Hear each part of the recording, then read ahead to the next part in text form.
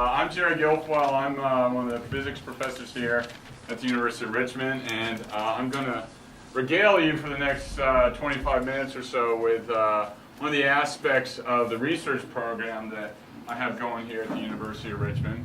And I just, we want to keep this kind of informal. If you have questions as we go along, just wave your hand. I don't know quite what they do in biology and chemistry, but physics has a long tradition of being rude and intrusive, and I want to establish that right at the beginning.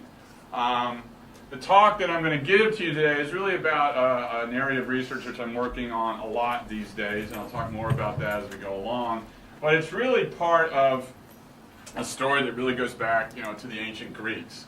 And the Greeks actually thought that you could divide up all of nature, all of the universe, into four what they called elements, okay? That are listed here: air, water, fire, and earth. And sometimes we kind of chuckle at this now, but you sort of look at this list and these guys weren't quite so stupid. They have a solid, they have a liquid, they have a gas, and they have energy.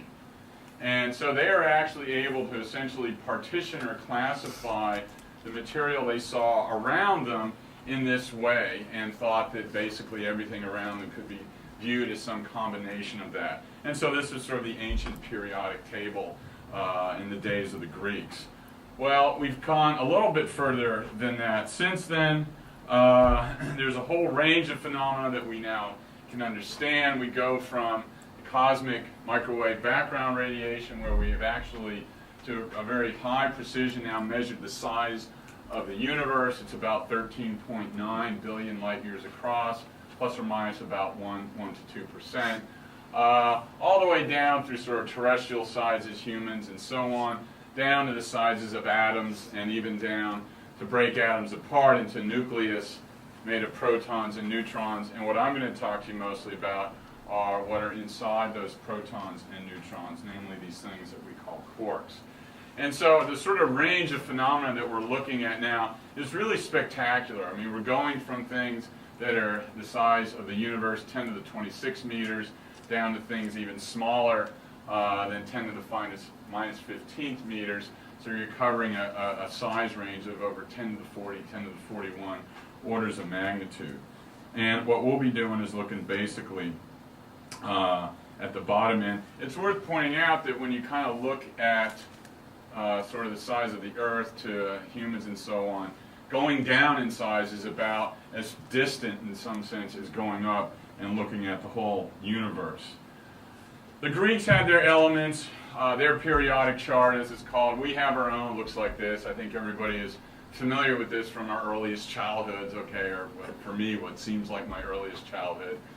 And if you go into a chemistry course, and I'll start off first by insulting the chemists, they'll tell you that this is the table of elements, okay? And, well, they're kind of liars, okay?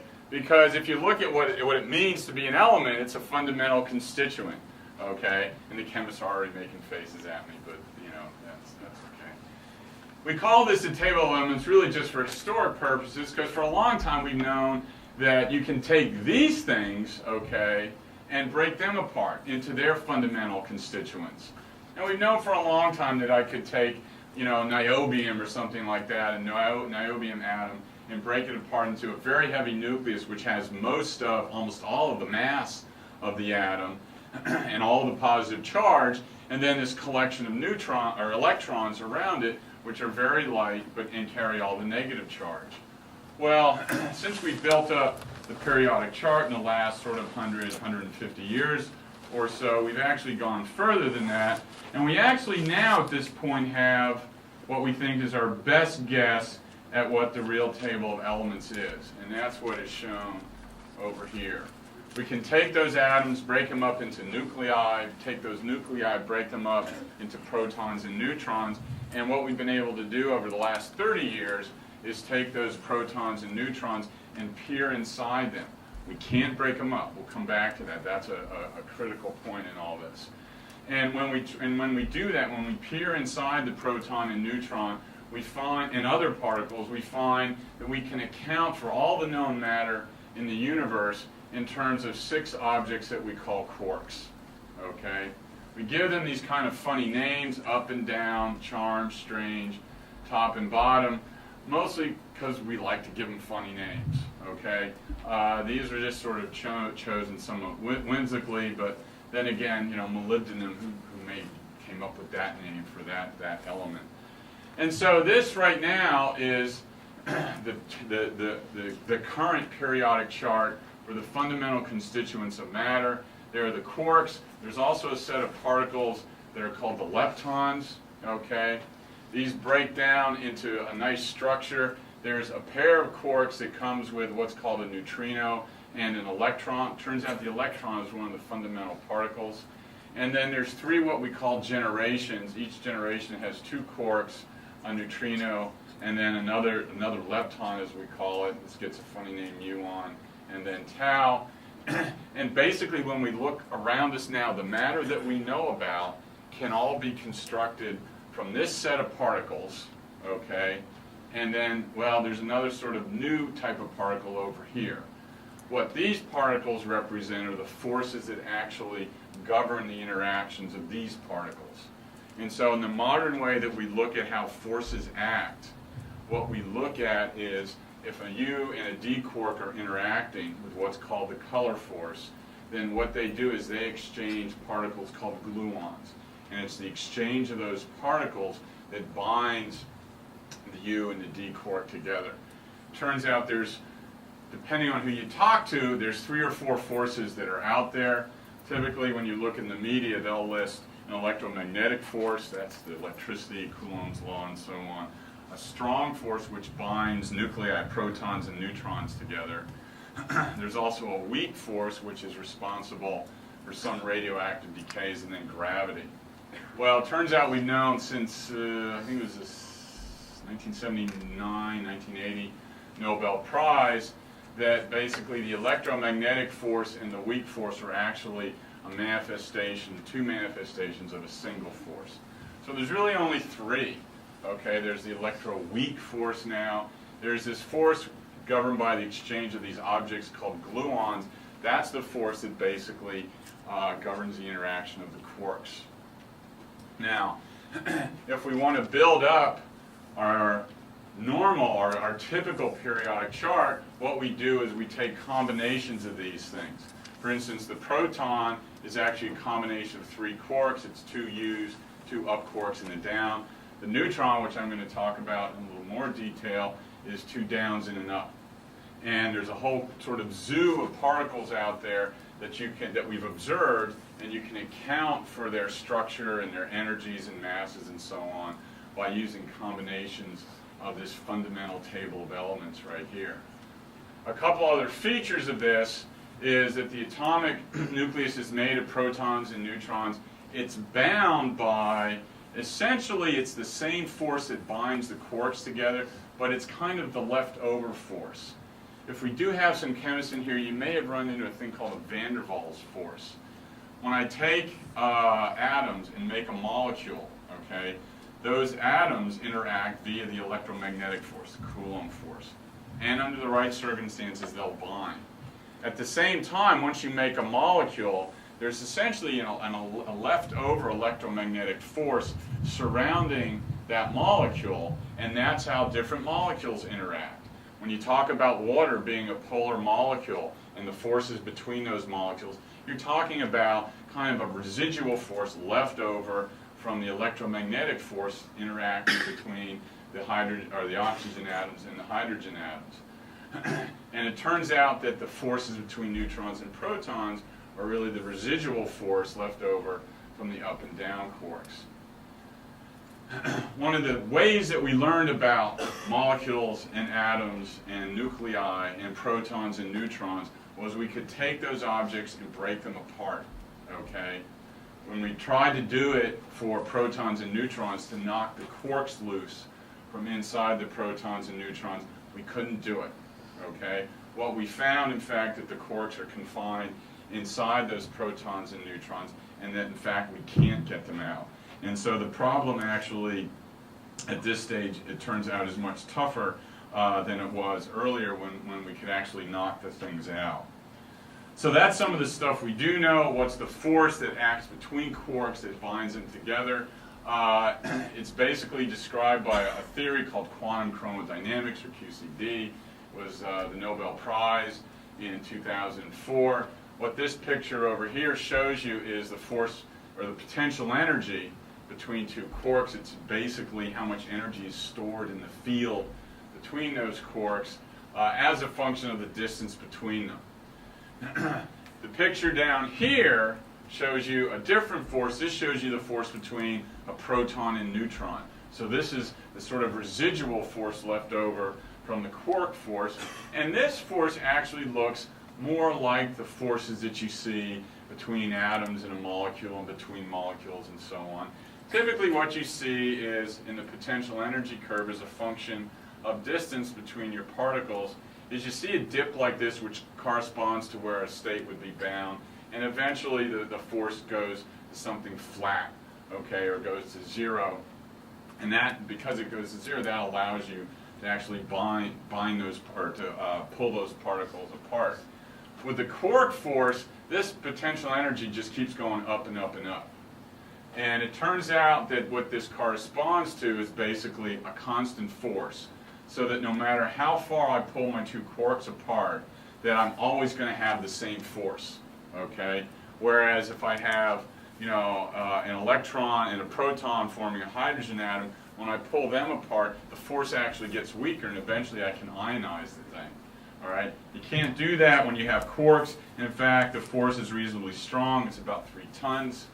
Okay? So it's about 6,000 pounds of force, okay, between two particles that weigh almost nothing, and they're very close together. So that's really the challenge that we have to try and understand what's going on with these things, is they're very small, they're very tightly packed, and the force is real strong. Nevertheless, QCD, quantum chromodynamics, has proven to be really one of the great intellectual successes of this century and the last century. What I'm showing you up here is some data. Don't worry about exactly what it is. Let me just sort of point out the important numbers on here. There's a scale on the horizontal axis. If you can't see it in the back, it goes from 50 out to about 500. There's a scale on the vertical axis here that goes from 10 to the 7th. It's a log scale. From 10 to the 7th down to 1. Okay? So it covers a range of about 10 million. Okay? There's a whole bunch of points on this thing. It's a thing called a cross-section. You don't really have to worry about that. And this comes about when I bang two protons, or a proton and a thing called an antiproton, together. The thing that is impressive about this plot is these points are the data. Okay? The black lines are the curves, are the prediction for what these data should be from QCD. Okay? Basically, this QCD makes a prediction that covers a factor of 10 million and nails it just gets the data right on top of it. And so this is this is one of the most successful examples of a theory agreeing with data that we've ever seen.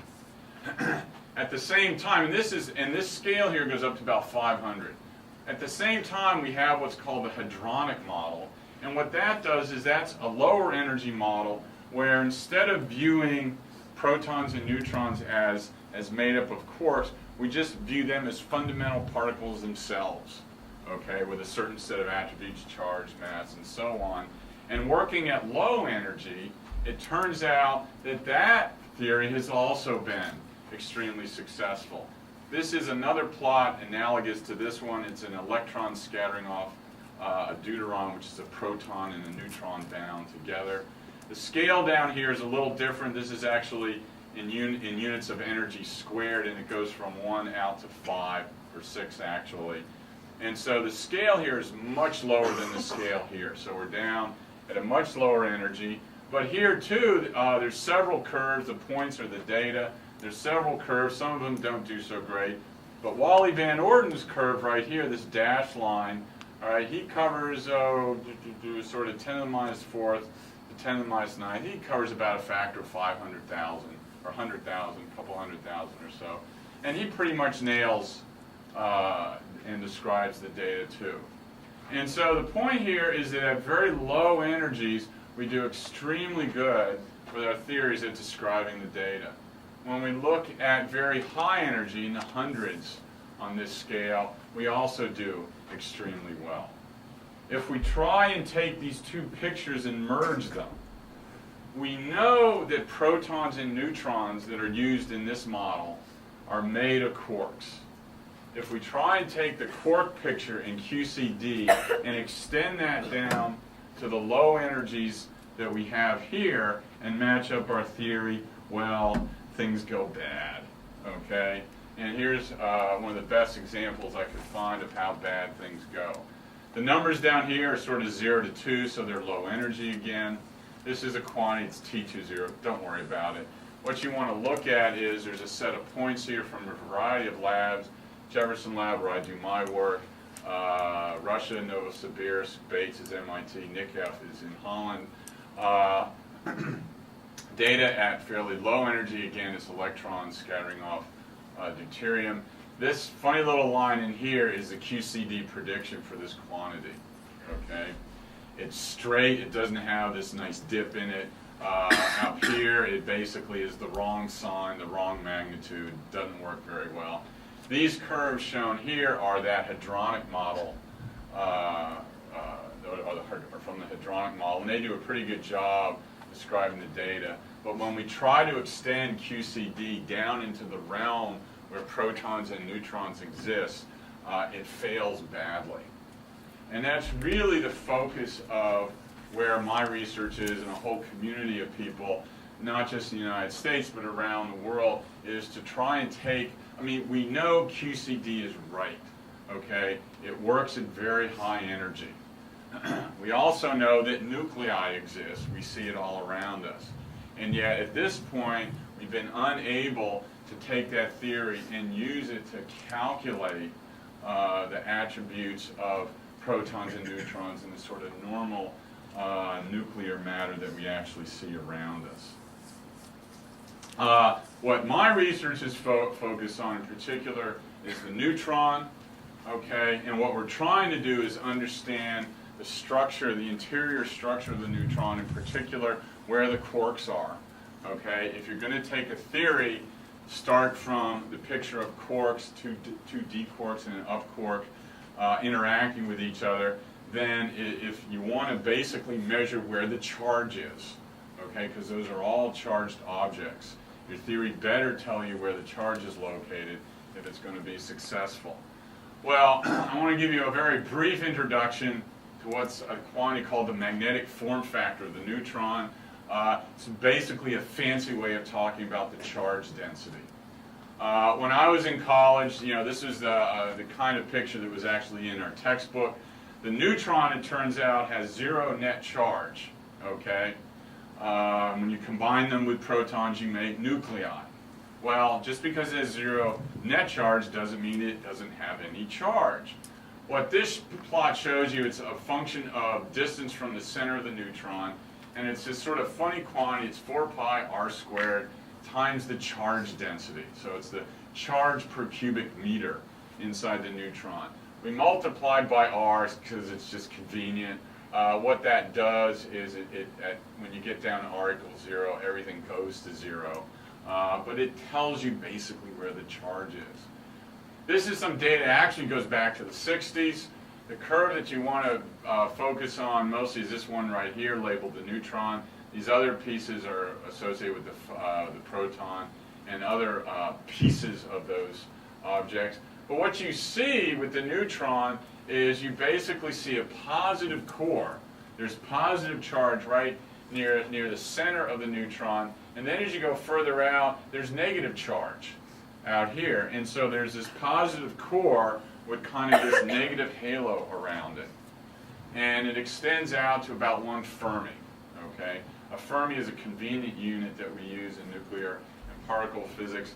A proton is about a Fermi and a half wide, one and a half to 2 Fermis wide. And so what this is saying is that there's charge inside the neutron, okay? It's positive at the center, tends to be negative as you go further out. Well, this was in the 60s. 40 years later, you think we'd be doing better. Well, yeah. This is a plot from a review paper, came out about 6 months ago. Same quantity on this axis, same quantities on the horizontal axis. What they did, you see several curves on this. What they did here was they basically said, well, let's look at different theories that all fit the data, okay, and see how much we can change what the charge distribution looks like. And so you actually get a pretty wide distribution, okay. These different curves, they all have kind of a positive core and a negative outer region, but you know, the curves all look pretty different. They actually are spread further out. If you look at the dip here is about a half a Fermi. That dip now is out between 1 and 1.5, depending on which curve you look at. The most amusing thing about this is not just that you get this wide range of curves, but in the last 6 months to a year, even the interpretation of this has actually changed. And right now there's sort of a discussion going on within the physics community that in fact that the charge distribution doesn't really look like this, but that it looks like this, all right? Almost the same quantity here on the vertical axis and the horizontal. This is a plot from a guy by the name of Jerry Miller at University of Washington. He has basically reinterpreted these data, and what he gets is a curve which looks like this, where now your positive region has actually moved out, and there's actually now a negative cloud of charge at your core, positive region, and then another negative region out kind of in the stratosphere around the neutron. And so our picture now of the neutron is really undergoing a fairly dramatic change, okay, even in the last 6 months to a year. And this is occurring because our theories are better, we understand what's going on better, and in fact, we think, and hopefully in the next few months we'll make another leap forward in our understanding. And the reason we think that is the following. The data that were used to make this curve and these curves and this curve are actually shown here. This is a quantity, don't worry about it. It's called the reduced magnetic form factor, all right? It's what those guys use to basically extract their charge densities. It's at a function of a quantity that's related to energy, okay? And up until maybe last week or so, all right, this was a select grouping of probably the best measurements that existed up till now for this quantity. And you see, you look at it, and this is kind of 20 years worth of work here. There's about 26 data points in this region here. There's some disagreements between these points and some of these. The error bars are kind of big in some spots. And what I've been doing is working on, with a lot of other people, a measurement of the same quantity, and we actually just sent the paper in last week, and what our data set looks like is this. Okay, what we have just submitted is a data set that has about as many points, slightly more, than the previous world's data on this quantity. Our error bars, especially down here, are actually smaller than the boxes we've chosen to represent our points, and we have a much higher density of points than any of the previous data sets. And so we've been going through this sort of revolution in our understanding of the interior structure of the neutron. We think that with the publishing of this data, which we just submitted last week, that will actually make another leap forward in our understanding of that quantity. How do we go about doing this? Well, the way I do this is with lots of other people. I work at a national lab that's about an hour and a half from the University of Richmond called Jefferson Lab. Basically, it's a big, huge electron microscope. Okay, in biology, people use electron microscopes so that they can look at finer structures inside cells. What we use it for is we don't look inside cells, we look inside atomic nuclei. And so we're peering at things that are sort of a billion times smaller. Turns out, ironically, that you need a much bigger device to do that. This is the ring of the accelerator, which produces the electron beam. It's about a mile around. The beam goes around that up to 5 times, gets extracted and sent into an experimental hall. This is a picture of the accelerating region, the straight parts. This is a picture of some of our students traipsing around in one of the arcs where the beam is bent.